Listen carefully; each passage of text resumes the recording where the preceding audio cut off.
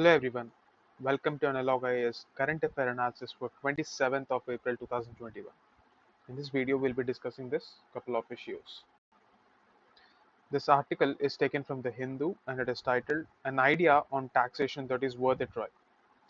We're talking about the recent proposal from the President of United States, Joe Biden, in a declaration of war on low tax jurisdictions. What is this? He is proposing a global corporate minimum income tax. The reason for such a proposal is to curb the flight of capital because of just taxation issues. So, what he proposes here is that there shall be a minimum 21% minimum corporate tax rate coupled with cancelling exemptions on income from countries that do not legislate a minimum tax to discourage the shifting of multinational companies or operations and profits overseas. One of the reasons the US is pushing for this, it has something to do with domestic demands. Before getting into power, Joe Biden has actually proposed to increase the taxation from 21% to 28%. What this will eventually do is it can force certain companies to move out of US and set their operations elsewhere in low tax jurisdictions.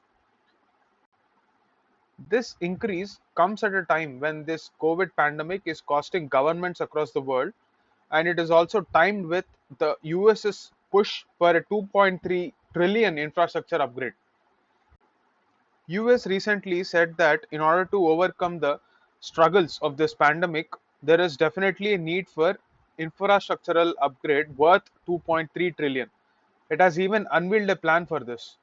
So the plan to peg a minimum tax on overseas corporate income seeks to potentially make it difficult for corporations to move out of US. Now at this juncture, we have to understand that the effective tax rate in our country is nearly 29.73%.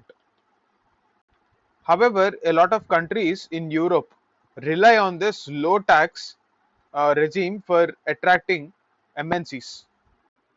After 1990, what happened was USSR collapsed in 1991, and after this, to revive the economy in a lot of Eastern European nations, they started to reduce corporate taxes to attract multinational companies.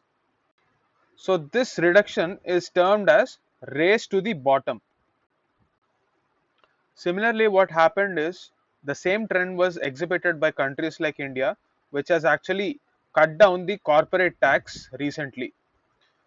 So even though the private markets do not cater to the poor people, private companies who got this excess income because of reduced taxes do not serve the poor. So this leads to rising inequality in countries like India. Alternatively, the ambit of items that came into the scope of GST, which is an indirect tax, rose, and the taxation rates on GST are actually higher than that of income tax in some cases. Therefore, indirect taxes are actually regressive in nature and hurt the poor more, as you can see that they have a tendency of pushing up the inflation in our economy. Rising inequality results in shortage of demand, and in the economy, when there is a requirement for more investment, that calls for more concession on capital. However, one has to remember that investment in response to tax cut is not guaranteed. Just because you are cutting the tax, it doesn't mean investment will come into the economy. For example, if you take a look at the case of India, where the corporate tax was actually reduced a couple of years ago, that did not follow up with the kind of investments that we need or what was expected. There are a lot of reasons for this. One of the reason is ease of doing business. There are a lot of structural bottlenecks which are involved in triggering these investments. These structural bottlenecks should also be addressed. In this scenario, even though a minimum tax across the globe seems like a very good idea because it will eventually increase the taxes, but it can be a very difficult task considering the fact that there will be no incentive for companies to establish their bases in other economies. Say, for example, Flipkart operates from Singapore. Now, if India actually reduces the corporate tax, it might actually come back to India. But can you say the same thing for various MNCs like Amazon, Google, etc., which are having their base in India? Not really, or it can only be possible because of our huge market size. Since we have a very sizable market, it is quite possible that MNCs might consider India as a base. But is the rest of the globe going to agree for this? Is a big question. The reason is there is an opportunity cost. If there is no incentive for companies to set up their bases in economies like that of Eastern Europe, why would they actually set up in those bases? Because there is nothing attractive about those destinations anymore if the tax incentive is taken away. Therefore, even though the idea of global corporate minimum income tax seems like a game changer, practically it feels a bit difficult to arrive at this moment. That is what this article is trying to say.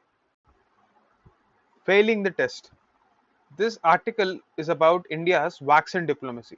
Now, what do you understand by the term vaccine diplomacy? In the times of this pandemic, this word has become even more important.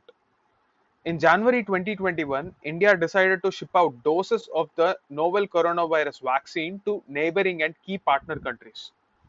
The first batches of vaccine have been delivered to countries like Bhutan and Maldives in special planes.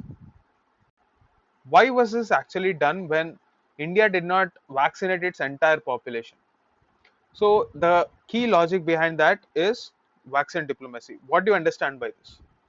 Basically, it's a branch of global health diplomacy in which a nation uses the development of a vaccine or delivery of vaccines to strengthen the ties with other nations. So it also reflects the collaborative effort of scientists coming together to work irrespective of the kind of diplomatic relationship with the partnering countries. This has certain benefits to India as it was originally envisaged. For example, it could provide innovative opportunities to promote India's foreign policy and diplomatic relations. So, this positive outlook is the expected outcome. But if we take a look at the reality on the ground, especially when we're dealing with our so called strategic partner USA, there was a sea of outrage on social media when USA denied sending the uh, raw materials required for vaccines. But USA apparently committed a historic blunder when it denied this raw materials because this started questions about the kind of diplomatic relationship that we're going to share with USA in the future. And especially, this is during a time when we are having a record number of cases, like we almost had 3.5 lakh cases every single day in the past 3 4 days. Despite this fact, US seemed to ignore it and denied raw materials only when there was a serious question about the kind of relationship we share with USA. Then the administration had to come down and say that they would actually contribute to the cause of this vaccine production and also ally with India in keeping the infections under control. A couple of weeks ago in the Quad Summit, there was a call to actually strengthen and collaborate equitable vaccine access for all the countries in the Indo-Pacific region. This was a statement given in the presence of the President of the United States, Joe Biden. Despite this fact, it is a clear sign of failure that this strategic ally has not delivered on time. So it questions the uh, intent of US in partnering with India. Also, on the part of India, what is the criticism? One of the criticism is the fact that India decided to ship vaccines to those countries which are not our neighbors. Just to put things into context, we have started a campaign or a diplomatic campaign called Vaccine Maitri. So this is considered to be an initiative as a part of the neighborhood first policy, where vaccines were delivered to countries like Bhutan and Maldives, which were grappling under the pressure of COVID and were looking for help from India. That is not misplaced. But what is definitely misplaced is the kind of volume where nearly 66 million doses were actually given to countries which were far from India, when Indian population itself is not vaccinated. So this started questions about the decisions that we took during the time when COVID cases were actually coming down. Instead of focusing on increasing the awareness and getting rid of vaccine hesitancy as a problem, we were giving out vaccines to other countries. So critics are actually questioning the intent behind this. India is generally called the pharmacy of the world, but today we are struggling for vaccines and basic medical oxygen. If that is the status of healthcare in our country, it takes a lot to achieve the ideal of Atmanirbharta or self reliance. In this context, we have to understand that self reliance will start when we serve our own needs, because we can't fill from an empty cup. This is the takeaway from this article.